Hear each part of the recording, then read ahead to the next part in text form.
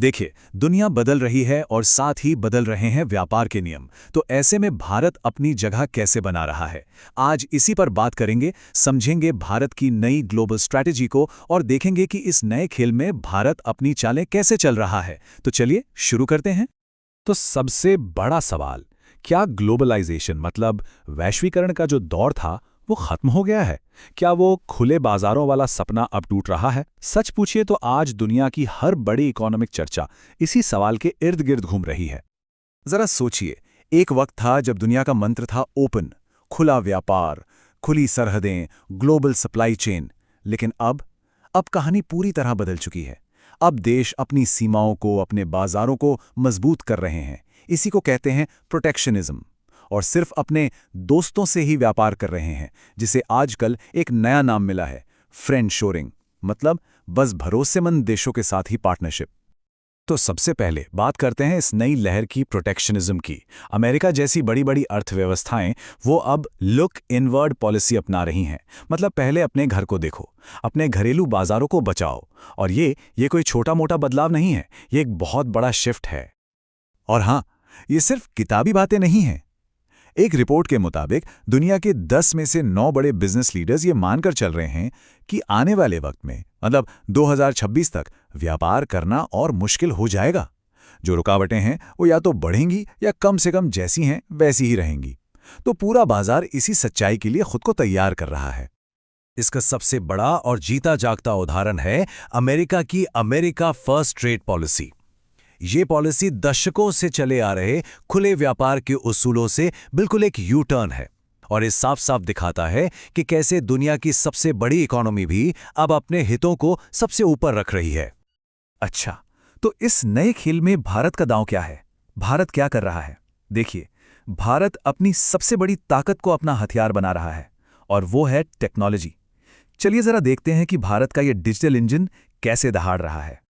95 करोड़, जी हां, 95 करोड़। ये सिर्फ एक आंकड़ा नहीं है, ये भारत की डिजिटल ताकत की बुनियाद है।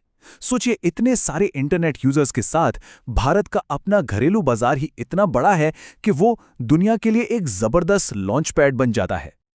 और इस डिजिटल क्रांति के सेनापति कौन है? हमारे अपने tech giants, TCS, Infosys, Wipro. ये सिर्फ कंपनियां नहीं हैं, ये वो इंजन हैं जो अरबों खरबों डॉलर के रेवेन्यू के साथ भारत की टेक्नोलॉजी से जुड़ी उम्मीदों को एक नई उड़ान दे रहे हैं। लेकिन भारत सिर्फ दूसरों के बनाए रास्ते पर नहीं चल रहा। नहीं, वो अपना रास्ता खुद बना रहा है। अपने नेशनल एआई मिशन के साथ भारत का इरादा एकदम साफ है, एआई जैसी फ्यूचर टेक्नोलॉजी में दुनिया का लीडर बनना। टेक्नोलॉजी के साथ साथ भारत की स्ट्रैटेजी का एक दूसरा बड़ा पिलर है सही दोस्त बनाना, मतलब स्ट्रैटेजिक अलायंसेस। और ये दोस्ती सबसे ज्यादा मजबूत हो रही है हाई-टेक डिफेंस के एरिया में। इसका एक शानदार उदाहरण है महिंद्रा ग्रुप और अमेरिकी कंपनी एंड्यूरल के बीच हुई पार्टनरशिप। ये दोनों मिलकर आर्टिफिशियल इंटेलिजेंस यानी एआई से लैस डिफेंस सिस्टम बना रहे हैं। ये सचमुच भविष्य की तकनीक है। एंड्यूरल का मानना है कि भविष्य की सुरक्षा के लिए ऑटोनॉमी यानी स्वचालित सिस्टम्स सबसे जरूरी हैं, और वे इस भविष्य को भारत के साथ मिलकर बनाने के लिए पूरी तरह तैयार हैं। तो ये पार्टनरशिप सिर्फ टेक्नोलॉजी की नहीं, बल्कि गहरे भरोसे की भी है। दोस्ती में मिलकर टेक्नोलॉजी बनाने के अलावा भारत दुनिया की सबसे बेस्ट टेक्नोलॉजी सीधे खरीद भी रहा है। जाहिर है, इसका मकसद अपनी सीमाओं को और महफूज करना और अपनी सैन्य ताकत को बढ़ाना है। लगभग $4 बिलियन। सोचिए, ये कीमत है अमेरिका से 31 प्रेडेटर ड्रोन खरीदने की।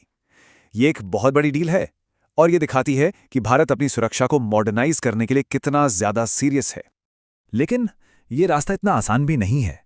भारत के सामने कई चुनौतियां भी हैं, और सबसे बड़ी चुनौती है ये बढ़ता हुआ प्रोटेक्शनिज्म। तो अब बात करते हैं उन दीवारों की जिन्हें भारत को पार करना है। यहां तस्वीर थोड़ी पेचीदा हो जाती है। एक तरफ दुनिया प्रोटेक्शनिज्म की बात कर रही है, तो वहीं भारत भी अपने बाजारों को बचाने में पीछे नहीं है। जरा पैसेंजर गाड़ियों पर लगने वाले टैरिफ को देखिए।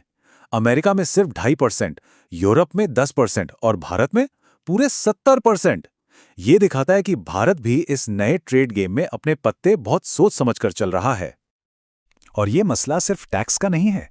कंपनियों को नियमों के एक ऐसे जाल से भी गुजरना पड़ता है जो अक्सर पारदर्शी नहीं होता, मतलब साफ नहीं होता। ये चीज़ व्यापार के रास्ते में एक अनदेखी दीवार की तरह काम करती है। और सबसे बड़ी विडंबना देखिए, भारत का जो सबसे मजबूत सेक्टर है, डिजिटल सेक्टर, वहाँ भी कई रुकावटें हैं। जैसे डेटा को देश के अंदर ही रखने का नियम, पेमेंट ऐप्स पर मार्केट शेयर की लिमिट लगाना या फिर आईटी हार्डवेयर के इंपोर्ट पर रोक। ये सब डिजिटल दुनिया में स्पीड ब्रेकर का काम करते हैं। तो फिर इन चुनौतियों से भारत निपट कैसे रहा है? अब बात करते हैं भारत की इकोनॉमिक डिफेंस स्ट्रेटजी की। मतलब आर्थिक मोर्चे पर भारत की रक्षा नीति क्या है? इस स्ट्रेटजी के दिल में है एक मंत्र, चाइना प्लस वन। इसका मतलब क्या है? सीधा सा मतलब है कि दुनिया की बड़ी बड़ी कंपनियां अब अपना सारा सामान, अपनी सारी सप्लाई चेन सिर्फ चीन पर निर्भर नहीं रखना चाहती। वो एक दूसरा विकल्प ढूंढ रही हैं और यहीं पर भारत के लिए एक बहुत बड़ा मौका खुलता है। और यह सिर्फ कोई थ्योरी नहीं है, हकीकत है। सर्वे बताते हैं कि आधी से ज्यादा ग्लोबल कंपनियां नए सप्लायर्स की तलाश में हैं और करीब 1/3 से ज्यादा फ्रेंड शोरिंग कर रही हैं। भारत खुद को इसी नए दौर में एक भरोसेमंद दोस्त, एक भरोसेमंद पार्टनर के तौर पर पेश कर रहा है। तो कुल मिलाकर भारत की रणनीति क्या है? ये एक तरह का मिक्स है। एक तरफ आसियान और अफ्रीका जैसे नए बाजारों में अपने एक्सपोर्ट्स बढ़ाना, दूसरी तरफ पीएलआई जैसी स्कीमों से देश में ही मैन्युफैक्चरिंग को बढ़ावा देना, फिर सेमीकंडक्टर जैसे बहुत ज़रूरी सेक्टर्स में आत्मनिर्भर बनना, और हाँ, ज़रूरत पड़ने पर अपने नए उद्योगों को बचाने के लिए थोड़ा बहुत प्रोटेक्शनिज्म भी अपनाना, जिसे कैलिब्रेटेड प्रोटेक्शनिज्म कहा जाता है। और इस पूरी रणनीति का असर क्या हो रहा है? आत्मविश्वास। एक ऐसा आत्मविश्वास कि जब पूरी दुनिया में एक अनिश्चितता का माहौल है, तब भी भारत के लगभग 79% बिजनेस लीडर्स को भविष्य में तेज ग्रोथ की उम्मीद है। ये आंकड़ा सर्वे किए गए किसी भी दूसरे देश से कहीं ज्यादा है। और यही उम्मीद, यही आत्मविश्वास भारत की सबसे बड़ी ताकत है। तो आखिर में सवाल यही बचता है, एक ऐसी दुनिया में जो व्यापार के नियम फिर से लिख रही है, क्या भारत अपनी कामयाबी का एक नया अध्याय खुद लिख पाएगा? भारत का भविष्य शायद इसी एक सवाल के जवाब में छिपा है।